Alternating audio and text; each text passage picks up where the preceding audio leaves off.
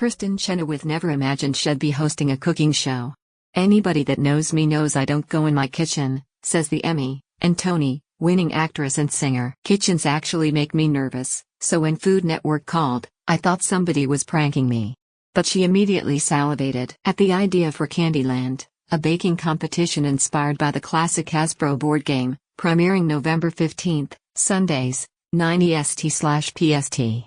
Over 6 episodes, 5 teams of professional cake and sugar artists compete in Candyland-inspired baking challenges, in a studio designed to replicate the game board.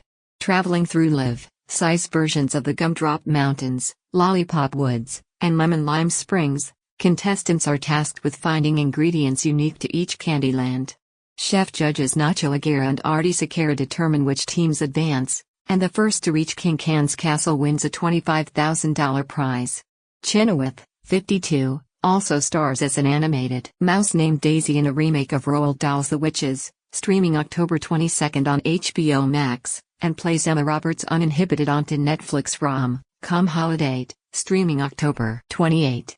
The Wicked actress called USA Today from the Vancouver set of her still untitled Apple TV musical series to talk about Candyland and more. "The Great British Baking Show, it should help us escape 2020, but the new season is just bitter. I go toward risk," DWTS host Tyra Banks on critics. Tom Bergeron's big shoes to fill. What was it like shooting in a life-sized Candyland game? Kristin Chenoweth, "Everything on this set was edible, so I was in trouble. It'd be like, it'll just have a little bit of cotton candy from that tree. It was like an absolutely magical wonderland. If I'm flipping through the channels, it looks like something you'd want to watch just because of what the contestants were constructing and molding and making out of all the ingredients they could use on the set. One day they'd be at Chocolate Mountain, and the next they'd be at Peppermint Forest. Did you feel inspired to try baking again after hosting this show?" Chenoweth, "Yeah, by inspired I mean, I got the Pillsbury chocolate chip cookie dough pre-cut, did some white icing, and made them into little sandwiches that I sent to Artie and Nacho. They were like, 'Chris, have we taught you nothing? You can make those from scratch.' And I'm like, 'I don't want to. I'm scared, at 4'11", I can't reach anything in my kitchen. It's hard for me. But if we're still in quarantine, within the next several months, I might try a couple things that I learned." Hasbro has been developing a Monopoly-inspired stage musical. "Do you think Candyland would make a good Broadway show?" Chenoweth, "Of course. You've got Lord Licorice, King Candy, and all the different players and worlds. And no offense to Monopoly, but Candyland's worlds are really pretty. King Candy would need to be played by Nathan Lane, no question. You're voicing a mouse in the upcoming remake of The Witches later this month, starring Anne Hathaway, in the Angelica Houston role from the 1990 film. How different is director Robert Zemeckis' take on the story?"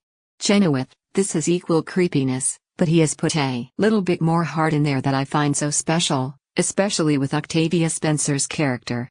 So it's a bit more well-rounded. When I made the film, I was in quarantine in New York.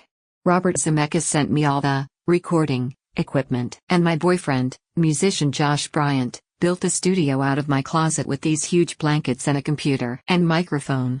I didn't know how I was going to make an animated film in my closet, but we did it, and I've gotten to see little snippets of the animation, and it turned out gorgeous.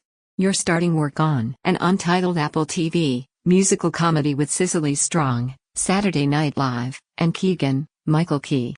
What's that been like with COVID-19 safety guidelines in place?" Chenoweth, "The wonderful part is they're extremely cautious, but artistically, it's hard. I'm with a bunch of actors and we all want to be together, and we're having to social distance. I don't think anything is being lost, but it's interesting. I have a song and dance in this show, and I'm learning it alone and the chorus dancers are learning it separately from me. Then when we are finally together, we will be outside rehearsing it with cones on. I call us coneheads. You know when a dog gets surgery, we're all wearing those.